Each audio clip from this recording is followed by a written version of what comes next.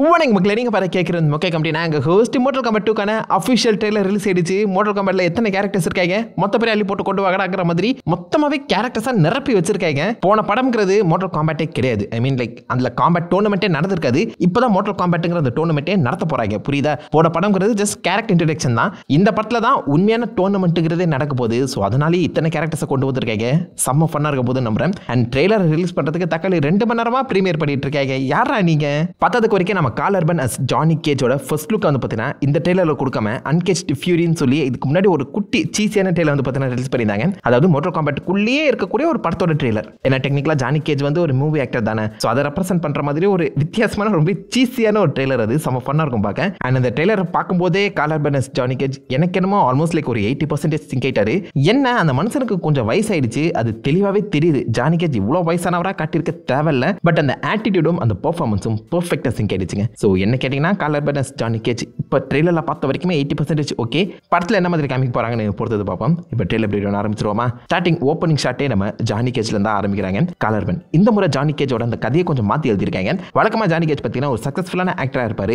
இல்லை அவருடைய acting career கீழே போதுன்னு தெரிஞ்ச உடனே இந்த பக்கம் மோட்டல் காம்பேட்டில் இறங்கி அவருடைய இந்த ஆக்டிங் கரியரை பூஸ்ட் பண்ண ட்ரை பண்ணுவார். பட் எப்படி பார்த்தாலும் ஜானி கேஜுக்குன்னு ஒரு பெரிய ஃபேன் பேஸ் மோட்டல் காம்பேட்டுக்குள்ளே இருக்கு. அவர் ஒரு பெரிய மேன்ஷனில் ஒரு சக்ஸஸ்ஃபுல்லான லைஃப் தான் வாழ்ந்துட்டு இருக்க மாதிரியும் காமிக்கப்பட்டிருப்பாரு. ஆனால் இங்கே ஜானி கேஜ் ஒரு வாஷ்ட் அப் கேரக்டராக காமிக்கிறாங்க. அவருடைய மொத்த லைஃபுமே பார்த்தீங்கன்னா அதில் பாதாளத்துக்குள்ள போயிருக்க மாதிரி தான் ப்ரெசென்ட் பண்ணியிருக்காங்க. சாதாரண லைஃபை வாழ்ந்துட்டு இருக்குமே அப்படின்னு சொல்லி அவர் சரக்கடிச்சிட்டு இருக்க அந்த சமயத்தில் பக்கத்தில் இருந்த ஒரு ஃபேன் உங்களுடைய சிட்டிசன் கேஜ் படத்தை நான் பார்த்துருக்கேன், செம்ம ஃபன்னாக இருக்கும் அப்படின்னு சொல்லி கலாய்க்கிறானா இல்லை அதை சும்மா வெறுப்பேற்றுறானான்னு தெரில. அதை ரீபூட் பண்ணி ஆகணுங்கிற மாதிரி பேசுவாப்பில். ஐ மீன் நீங்கள் அவுடேட் ஆகிட்டீங்க, உங்களை மாதிரி இன்னொருத்தனை இறக்கி அந்த சிட்டிசன் கேஜை ரீபூட் பண்ணுங்கன்னு சொல்ல வரான். விச் மீன்ஸ் ஜானி கேஜோட அந்த ஆக்டிங் கரியரே முடிஞ்சு போச்சுங்கிறத சொல்லாமல் சொல்கிறாங்க. பாவங்க இந்த மனுஷன் எப்படி இருந்தாரா இப்படி ஆகிட்டாங்கிற தாட்டில் அவர் வெளில வந்து அவருடைய பழைய போஸ்டர்ஸ் எல்லாத்தையுமே எடுத்துக்கிட்டு அங்கே கிளம்ப ட்ரை பண்ணுறாரு. அவருடைய காரில் கூட பார்த்தீங்கன்னா ஷோ டைம்னு எழுதப்பட்டிருக்கும். அந்த அளவுக்கு ஆட்டிடியூடாக கெத்தாக வந்துட்டு இருந்த மனுஷனை இப்படி மாற்றிட்டீங்களா? அந்த இடத்துல தான் இந்த பக்கம் ரைடன் அண்ட் சோனியா நம்ம ஜானி கேஜை ஹையர் பண்ணுறதுக்காக வந்திருப்பாங்க. ஏன்னா மோட்டல் காம்பேட்டுங்கிற டோர்னமெண்ட் கிக் ஆஃப் ஆக போகுது, இப்போ தான் ஆரம்பிக்கவே போகுது. ஏத்தரால்மா டிஃபெண்ட் பண்ணுறதுக்கான ஒரு குரூப் ஆஃப் ஃபைட்டர்ஸ் அவங்களுக்கு தேவை. ஸோ அவங்களுடைய ஆல்ரெடி ஃபைட்டர்ஸ் குரூப் லிஸ்ட்ல இருந்து நம்ம கேன வளர்கிட்டாரு. குங்லாவை கத்தம் பண்ணிட்டாங்க. வேற வழியே இல்லை, புது ஃபைட்டர்ஸ் தேவைன்னு சொல்லி இப்போதைக்கு ஜானி கேஜை கேஷ் பண்ண வந்திருக்காங்க. மற்றவங்க எல்லாருமே தான் தேவைன்னு சொல்லி தூக்கி போட்டுட்டு இருக்க அந்த சமயத்தில் இவங்க வம்படியாக வந்து கேஷ் பண்ணுறாங்களே, சரி போயிடலாம் அப்படிங்கிற மாதிரி என்னுடைய ஆக்டிங் கரியரை திரும்ப பூஸ்ட் பண்ணுறதுக்காக தான் ஜானி கேஜ் மோட்டல் காம்பேட்லேயே சேர்ற மாதிரி இருக்கு. ஆனால் எல்லாருமே இந்த மாதிரி சும்மா ரேண்டமாக செலக்ட் பண்ண மாட்டாங்களே. ஸோ ஏதோ ஒரு வகையில் இந்த பக்கம் ஜானி கேஜ் ரைடனை இம்ப்ரெஸ் பண்ணியிருக்காரு. அப்படி இல்லைனா ஜானி கேஜ் கிட்ட கண்டிப்பாக அந்த மோட்டல் காம்பேட் மார்க் இருக்கணும் தான் நினைக்கிறேன். அது என்ன மாதிரி மார்க் எப்படி இவர்கிட்ட கிடைச்சிச்சுன்னு தெரியல. ஏன்னா ப்ரீவியஸ் சாம்பியனை போட்டுத்தால் நான் மட்டும் தான் அந்த மார்க் ஒருத்தரோட உடம்புலேயே ட்ரான்ஸ்ஃபர் ஆகும். ஜானி கேஜ் கிட்ட அந்த மார்க் இருக்கா இல்லை சும்மா ரேண்டமாக கேஷ் பண்ணுறாங்களான்னு சொல்லி பொறுத்து வந்து பார்த்தா தாங்க தெரியும். அவர் தன்னுடைய இந்த தண்டரிங் பவரை யூஸ் பண்ணி இந்த பக்கம் ஜானி கேஜை ஏத்ராம் ரெப்ரசன்டேட்டிவாக மாற்றி விடுறாரு. இது எல்லாமே அவருக்கு ரொம்ப புதுசாக இருக்குது. ஏன்னா படம் நடிக்கிறவருக்கு சாதாரண உலகத்தில் வாழ்ந்துட்டு இருக்கவர் இந்த மேட்சிக்லாம் பார்க்கும்போது கொஞ்சம் பயங்கரமாக தானே இருக்கும். அங்கே வந்தோடனே என்னப்பா இது என்ன நடந்துட்டு இருக்கு அப்படின்னு சொல்லி எட்டி பார்த்தா அங்கே நம்ம ஜாக்ஸ் கோலியங் அண்ட் லூக் கூட ட்ரெயின் பண்ணிட்டு இருக்காரு. ஜாக்ஸுமே இப்போதைக்கு ஏத்தம் வாரியராக தாங்க மாற்றப்பட்டிருக்காரு. ப்ரீவியஸ் படத்திலே அவருக்கு அந்த டேட்டு கிடைச்சிருக்கும். அதை தொடர்ந்து அவருடைய ஆர்மியுமே இப்போதைக்கு பயங்கரமாக வளர்ந்துருக்கு, செம்ம பவர்ஃபுல்லாக இருக்காரு. ப்ளஸ் அந்த பர்பிள் கலர் பவருமே இப்போதைக்கு இருக்க மாதிரி தான் காமிச்சிருக்காங்க. 2 பேருமே ட்ரெயின் பண்ணுறதை பார்த்தாலே அல்டிமேட்டாக இருக்குது. கோலியங்கும் ரிட்டர்ன் ஆகியிருக்காரு. ஸோ போன படத்தில் நீங்கள் பார்த்தீங்கன்னா கோலியங்குங்கிற ஒரு புது கேரக்டர் இன்ட்ரடியூஸ் பண்ணி அவருடைய பாயிண்ட் ஆஃப் வியூவில் தான் மொத்த மோட்டல் காம்பேட் படத்தையுமே காமிச்சிருப்பாங்க. ஆனால் இந்த படத்தில் கோலியங்க கொஞ்சம் பேக் சீட்டில் உட்கார வைக்க போகிறாங்க நம்புறேன். இந்த ஷாட்டை பார்த்தாலே தெரியும். ஜானி கேஜ் சோனியாக்கு பின்னாடி தான் கோலியங்க நிற்கிறாப்புல. கோலியங்குக்கு ஒரு வித்தியாசமான பவர் இருக்கு, ஆனால் அது எங்கேயுமே தெளிவாக அவங்க டிஸ்கஸே பண்ணல. நிறைய ஃபேன்ஸுக்கு ஆக்சுவலாக கோலியங்க பிடிக்கவே இல்லை. ஏன்னா அவரை மோட்டல் காம்பேட்லேயே பார்க்காம திடீர்னு இன்ட்ரடியூஸ் பண்ணால் யாருக்கு தான் பிடிக்கும்? உண்மையிலே மோட்டல் காம்பேட்டோட மெயின் ப்ரோட்டகனிஸ்ட் லியூகேங் தான். அவரையும் தாண்டி கோரோவே போட்டு தள்ளிட்டானா இவன் அப்படிங்கிற மாதிரி காமிச்சதுலாம் எனக்கே சுத்தமாக பிடிக்கல. அவரை இப்போதைக்கு இந்த சூசன் ஒன்னா காமிக்காம மேபி ஒன் ஆஃப் த வாரியராக ப்ரெசென்ட் பண்ணலாம். சொல்ல முடியாது இந்த படத்தில் கோலியங் சாகவும் செய்யலாம். ஏன்னா யாருக்குமே பிடிக்காத கேரக்டர் வச்சு என்ன பண்ண போறீங்க? லியூகேங் தான் சூசன் 1, அவரை வச்சு தான் கதை நகரணும். பார்ப்போம் நகர்றதா இல்லையான்னு. அது மாதிரி இந்த படம் முழுக்கவே மெயின் ப்ரோட்டகனிஸ்ட் ரோலில் வரப்போகிறது ஜானி கேஜ். ஏன்னா இவருக்கு இப்போதைக்கு மோட்டல் காம்பேட் புதுசு. போன படத்தில் கோலியங்குக்கு எப்படி எல்லாமே புதுசாக இருந்துச்சோ அதே மாதிரி ஜானி கேஜ் பாயிண்ட் ஆஃப் வியூவில் அவர் எப்படி இந்த மோட்டல் காம்பேட்டை பற்றி தெரிஞ்சுக்கிறாருங்கிற பேஸ் பண்ணி தான் நம்ம படத்தையே பார்க்க போகிறோம் நம்புறேன். ஸோ ஜானி கேஜ் தான் மெயின் ப்ரோட்டகனிஸ்ட் அந்த படத்தில் வரப்போறாரு. வந்த உடனே சோனியாக்கு ரூட் விட ஆரம்பிச்சிட்டார் பார்த்தீங்களா, மோட்டல் காம்பேட் இதுன்னு சொல்லி சோனியா கிட்டே ட்ரெயினிங் போவாரோ. எப்படி ஏத்ரம் சைட் ஆஃப் பாயிண்ட் ஆஃப் வியூவை நம்ம ஜானி கேஜ் வழியாக பார்க்க போகிறோமோ அதே மாதிரி அந்த பக்கம் கிட்டானாவோட பாயிண்ட் ஆஃப் வியூவில் வந்து தான் நம்ம அவுட் வேர்ல்டை பார்க்க போகிறோம். ஏன்னா அவுட் வேர்ல்டு ரூல்ஸ் வந்து பார்த்தீங்கன்னா கம்ப்ளீட்டாக வேறு. அவுட் வேர்ல்டு ரூல் பண்ணிட்டு இருக்கிறது இந்த பைப்புல ஷவுகான்னு சொல்லுவாங்க. போன படத்தில் இவருடைய ஸ்டாச்சு மட்டும் பார்த்துருப்பீங்க. பட் இந்த படத்தில் இவரே ஒன் ஆஃப் த சாம்பியனாக இறங்க போறாரு. மோட்டல் காம்பேட் ஜெயிச்சு ஃபைனலே போறவங்க இவங்க கூட தான் சண்டை போடணும். அண்ட் இந்த இடத்துல எவனோ ஒருத்தனை போட்டு தள்ளிட்டு இருக்கால, அவ யாருன்னு தெரியுதா? King Gerard. நிறைய பேர் தெரியாது. இது வந்து இடினியான்னு சொல்லுவாங்க. அதாவது நம்ம பூமி அட்டாக் பண்ண வரதுக்கு முன்னாடி ஷவுகான் பக்கத்தில் இருக்கக்கூடிய இடினியா மேல மிகப்பெரிய மோட்டல் காம்பேட் டோர்னமெண்ட் நடத்தி ஜெயிச்சுட்டு வந்திருப்பாரு. அங்க கிங்க இந்த பக்கம் நம்ம ஷவுகான் போட்டு பொழந்து கட்டுறாரு. டோர்னமெண்ட்டோட கடைசி ஃபைட் இது. பாசிபிளி அப்படிதான் இருக்கணும் நம்புறேன். இந்த மோட்டல் காம்பேட்டுக்குள்ள ஏகப்பட்ட வித்தியாசமான ரன்ஸ் இருக்கு. ஒரு ரன் மற்ற ரன் டேக் ஓவர் பண்றதுக்கு மோட்டல் காம்பேட்டுங்கிற ஒரு விஷயத்தை 10 முறை நடத்தி அந்த 10லுமே ஜெயிச்சா மட்டும்தான் மர்ச் பண்ண முடியும். அந்த வகையில் ஷவுகான் இடினியாவை டேக் ஓவர் பண்ணிட்டு தான் ஏத்திரமுக்கு வந்திருக்காரு. இடினியாவோட கிங் செத்துருக்க அந்த சமயத்தில் அவளுடைய குவீன் நம்ம சிண்டலுமே இந்த படத்தில் வந்து கேஸ் பண்ணப்பட்டிருக்காங்க. சிண்டல் இந்த பக்கம் ஷவுகான் டேக் ஓவர் பண்ணிடுவாரு. அண்ட் சிண்டலோட பொண்ணா தான் நம்ம கிட்டானா வர போறாங்க. வம்படியா கிட்டானாவை தத்தெடுப்பாரு அப்படின்னு தான் சொல்லணும். பட் இந்த கதை பல இடங்களில் மாற்றப்பட்டிருக்கு. சிண்டல் வேணும்னு தான் வந்து ஜாயின் பண்ணிக்கிட்டாங்க அப்படிங்கிற மாதிரியும் கதைகள் இருக்கு. சிண்டலுமே ஒரே ஒரு ஷாட்ல மட்டும் டீஸ் பண்ணியிருக்காங்க. அவங்க நம்ம சோனியா கூட சண்டை போடுற மாதிரி காமிக்கப்பட்டிருக்கு. அவளுடைய ஐகானிக் ஸ்க்ரீமை யூஸ் பண்றான். முடியுமே யூஸ் பண்ணி சண்டை போடுவாளான்னு தெரியல. சிண்டல் வந்து நல்லவ கிடையாது, அதே மாதிரி கெட்டவளும் கிடையாது. அவளுடைய கதை வந்து பார்த்தீங்கன்னா மாறிக்கிட்டே இருக்கும். பேசிக்கலி நல்லவளா நடிக்கிற கெட்டவ அப்படின்னு சொல்லலாம்னு நினைக்கிறேன். கிட்டானா ஷவுகானோட ஸ்டெப் டாட்டராக இருக்க மாதிரி காமிக்கப்பட்டாலும் அவளுக்கு அவுட் வேர்ல்டில் வாழ்றது பிடிக்காது. இடினியாவை தனியாக பிரித்து கொண்டு வந்து தான் நினைப்பான். நடுவில் அவளும் நல்லவளாக மாடுவான். ஸோ அது எப்படி எழுத போகிறாங்கன்னு பொறுத்தது பார்ப்போம். இந்த ஃபைட்டில் நம்ம ஜானி கேஜ் கூட கிட்டானா சண்டை போடுற மாதிரி காமிக்கப்படுது. மேபி மோட்டல் காம்பேட் டோர்னமெண்ட்டுக்குள்ள ஒன் ஆஃப் த ஃபைட்டாக இருக்குமா, இல்லை மேபி இது அவுட் ஆஃப் த டோர்னமெண்ட் ஃபைட்டாக இருக்குமான்னு தெரியல. சண்டைங்கிறது பயங்கரமாக நடக்குது. அதை தொடர்ந்து நம்ம ஜானி கேஜ் பராக்கா கூடவே சண்டை போடுற மாதிரி காமிச்சிருக்காங்க. ஸோ ஜானி கேஜ் இந்த மாதிரி ஒவ்வொரு ஃபைட்டராக ஜெயிச்சு மேலே போயிட்டு இருக்காரு போலங்க. இட்ஸ் ஷோ டைம் அப்படின்னு சொல்லி நிற்கிறார்ல. அதை தொடர்ந்து நம்ம பராக்கா வெர்சஸ் ஜானி கேஜ்ங்கிற ஃபைட் தான் ஸ்டார்ட் ஆகுது. பராக்காவோட லுக்கை அல்டிமேட்டாக ப்ரெசென்ட் பண்ணியிருக்காங்க. பெர்ஃபெக்ட்னு கூட சொல்லலாம். அவர் கையில் இருக்க அந்த பிளேட்ஸ் எல்லாம் தூக்கி அடிக்கிறாரு. முகத்தில் மட்டும் ஸ்க்ராட்ச் போட்டுறாதரா அப்படின்னு சொல்லி அந்த இடத்துல நம்ம ஜானி கேஜோட ஆக்ரோபேட்டிக்ஸுமே தெளிவாக ப்ரெசென்ட் பண்ணியிருக்காங்க. ஜானி கேஜ் வந்து பார்த்தீங்கன்னா படத்தில் நடிக்கிறவராக இருந்தாலும் அவருடைய ஸ்டன்ஸுக்கு டூப் போட மாட்டார். தான் ஸ்டன்ஸை தான் தான் பண்ணணும்னு சொல்லி மார்ஷல் ஆர்ட் ட்ரைனிங்லாம் போயிருப்பாரு. அந்த வகையில் தான் ஜானி கேஜால் பர்ஃபெக்டாக சண்டையே போட முடியுது. புரியுதா? இதுக்கு நடுவில் ஜானி கேஜுக்கு தனி ஸ்பெஷல் பவருமே இருக்குது. ஒரு வித்தியாசமான கிரீன் கலர் ஆரா வந்து பார்த்தீங்கன்னா அவர் வந்து ப்ரொடெக்ட் பண்ணுற மாதிரி காமிச்சிருப்பாங்க. அந்த ஆராவுக்கு பல கதைகள் இருக்கு. இந்த படத்தில் அவருக்கு அந்த சாம்பியன் டேட்டு கிடைச்ச அப்புறம் அந்த ஆரா வர மாதிரி சொல்லப்படலாம். நடுவில் கேனோ கூட என்னப்பா பவர் எல்லாம் வந்து சண்டை போட்டுட்டு இருக்க அப்படின்னு சொல்லி கலாச்சிட்டு இருப்பாரு. என் அழகு தாண்டா என் பவர்னு சொல்லி ஜானி கேஜ் அதை அழகாவே கடந்து போவார். நல்லா இருக்கும் இந்த சீக்வன்ஸ். பட் கண்டிப்பாக எனக்கு தெரிஞ்ச ஜானி கேஜுக்கு பாசிபிளி இந்த படத்தோட கடைசியில் அந்த கிரீன் கலர் ஆரா பவர் கொடுக்குற மாதிரி காமிக்கப்படலாம்.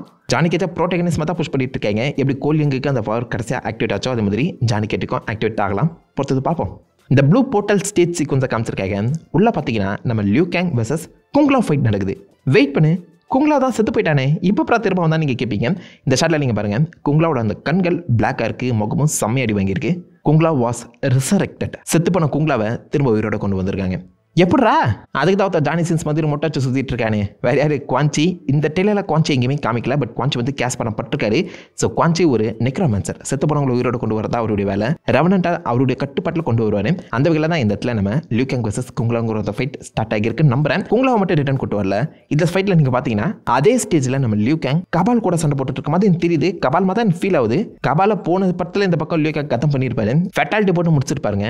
அப்படி செத்து போன கபாலையுமே டெக்னிக்கலாக குவான்ச்சி ரிட்டர்ன் கூட்டு வந்திருக்காரு. ஸோ செத்து போனவங்க அப்படியே இருக்க போகிறதுல கண்டிப்பாக ரிட்டர்ன் ஆக போகிறாங்க. அந்த வகையில் குங்லா அண்ட் கபால் பாசிபிளி ரிட்டர்ன் ஆகிருக்கணும் நம்புறேன். குங்லாவை எப்படி சரி பண்ண போகிறாங்கன்னு தெரியல. அதான் பெரிய விஷயம். குவான்ச்சியோட அந்த லுக்கையுமே ரிவீல் பண்ணல. குவான்ச்சி கண்டிப்பாக ஷவுகான் கூட தான் வேலை செஞ்சுட்டு இருக்கணும். ஆனால் குவான்ச்சியோட உண்மையான விசுவாசம் ஷவுகான் கிடையாது, ஷினாக்குன்னு சொல்லப்படுற இன்னொருத்தனுக்கு. அவன் எல்டர் கார்டு, அது ஒரு பெரிய கதை, நான் அப்புறமா சொல்கிறேன். பட் பேசிக்காக குவான்ச்சி முதுகில் குத்துறவன், சக்னி ஆட்டம் ஆடுறவன், அதை மட்டும் இல்லை வச்சுக்கோங்க. கேனோ இஸ் பேக் அண்ட் அவன் இப்போதைக்கு நம்ம சோனியா அண்ட் ஜானி கேஜ் கூட ஒன்றா சேர்ந்து சண்டை போடுற மாதிரி காமிக்கப்படுது.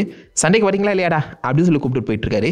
அண்ட் நடுவில் ஃபைனல் ஷாட்டில் நீங்கள் பார்த்தீங்கன்னா கேனோவை நம்ம நூப் சைபாட் பிடிச்சி வச்சிருக்காரு. அந்த இடத்துல கேனோ நம்ம ஜானி கேஜுமே எதிர்த்து நிற்கிற மாதிரியும் கதை போகிற மாதிரி தெரியுது. கேனோ நல்லவனா கெட்டவனான்னு கேட்டிங்கன்னா காசுக்காக வேலை செய்கிறவன் யார் பக்கம் வேணாச்சு நிற்பான். ஏத்துறால் தான், ஆனால் அவுட் வேர்ல்டுக்கும் நிற்பான். ஸோ அப்படி பார்த்தா பாசிபிளி அதே கிரேஷியேட்டோட தான் எனக்கு தெரிஞ்சு கேனோவை இந்த படத்துலையுமே ப்ளே பண்ண போகிறாங்க நம்புறேன். போன படத்தில் கேனோட அந்த ஆக்டிங் செம்மையாக இருக்கும். அதை அப்படியே கண்டினியூ பண்ணுவாங்களான்னு பொறுத்தது பார்ப்போம். ஜேட், எஸ் ஜேடை ஃபைனலாக இன்ட்ரடியூஸ் பண்ணிட்டாங்க. ஆனால் ஜேடுக்கு என்ன மொட்டை அடிச்சு விட்டுருக்கீங்க? ஜேட் வந்து பார்த்தீங்கன்னா ஒரு ராயல் கார்டு. கிட்டானாவை பாதுகாக்கிறது தான் அவளுடைய வேலை. அண்ட் கிட்டானோட பெஸ்ட் ஃப்ரெண்டுன்னு சொல்லலாம். இந்த இடத்துல பார்த்தீங்கன்னா 2 பேரும் சிரிச்சுக்கிட்ட சண்டை போட்டுட்டு இருப்பாங்க, ட்ரெயின் பண்ணிட்டு இருக்காங்கன்னு நினைக்கிறேன். ஸோ ராயல் கார்டாக இருக்காங்க எல்லாருமே மொட்டச்சு தான் சுற்றணுங்கிற ஒரு ரூல்ஸ் புதுசாக இந்த படத்தில் போடப்பட்டிருக்கலாம். வக்காண்டாவில் கூட நீங்கள் டோராமில் ஜெய் பார்த்துருப்பீங்க, மொட்டச்சு தானே சுற்றிட்டு இருப்பாங்க. அதே கான்செப்டை இங்கேயுமே அப்ளை பண்ணலாம்னு நம்புறேன். ஜேட் வந்திருக்க அந்த சமயத்தில் கூடவே சேர்ந்து கோட்டல் கானையுமே இன்ட்ரடியூஸ் பண்ணுவாங்களோ. 2 பேருமே காதலர்கள், நல்லாயிருக்கும். கோட்டல் கான் தான் பாசிபிளி எனக்கு தெரிஞ்சு ஷவுகான் செத்துட்டு அப்புறம் அந்த இடத்துக்கு வருவார் நம்புறேன். பார்ப்போம்.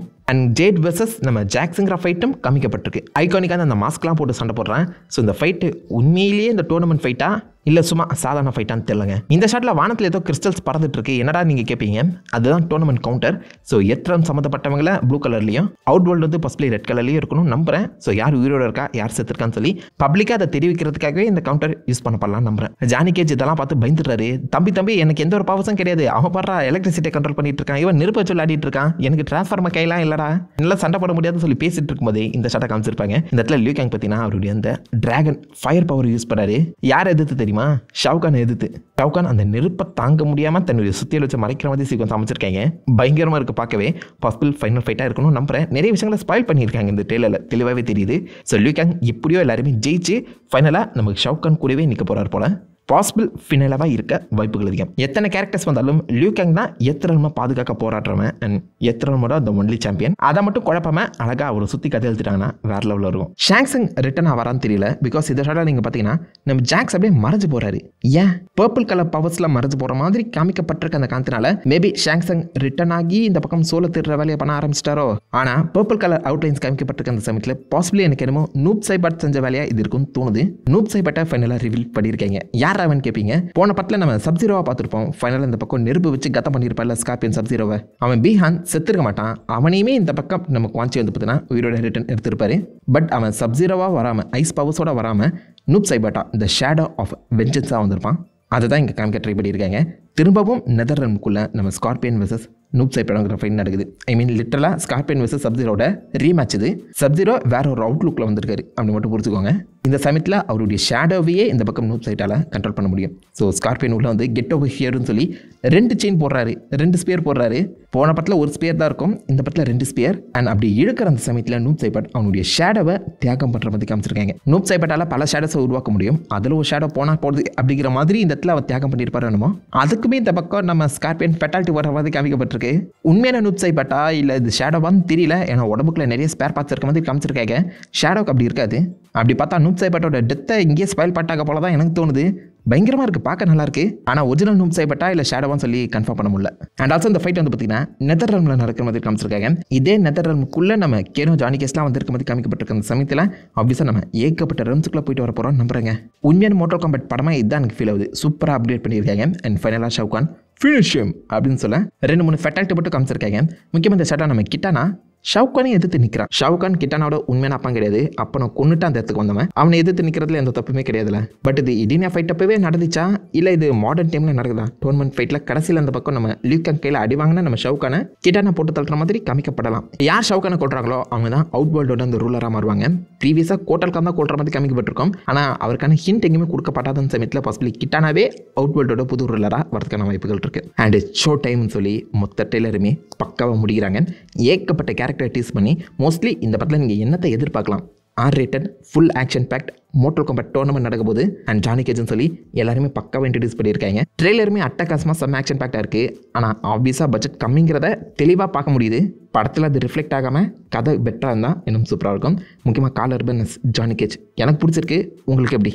எத்தனை மோட்டல் காம்பேட் ஃபேன்ஸ் இருக்கீங்க? யார் உங்களுடைய ஃபேவரட் ஃபைட்டர்? மறக்காம கீழே காம்பெண்ட் அந்த லைக் பண்ணி தட்டி விடுங்க. உங்களை நல்ல ஒரு ஆசமான வீடியோ இப்போ என்ன வரைக்கும் ஹேப்பன் கைஸ். ஓவட்ட